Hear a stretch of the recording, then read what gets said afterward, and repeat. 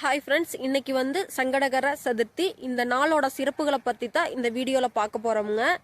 நம்ம வாழ்க்கையில் ஏதாவது கஷ்டம் இருக்கும், தடைகள் இருக்கும் இல்லைங்களா, அது கொஞ்சமாவது குறையணும்னு எல்லாரும் மனசுலையுமே நினைப்போம் இல்லையா, அதுக்கான நாள் தான் இந்த நாளுங்க. இன்னைக்கு சிம்பிளாக விநாயகரை நினச்சி 2 தீபத்தை போட்டுட்டு எல்லாமே நல்லபடியாக நடக்குன்னு சொல்லிட்டா போதுமுங்க. பலர் விரதம் இருப்பாங்க, வீட்டில் கொழுக்கட்டை செஞ்சு படைச்சா நல்லது. அதுவும் இல்லைனாலும் பரவாயில்லைங்க. மனசார வேணுனாலே போதுங்க.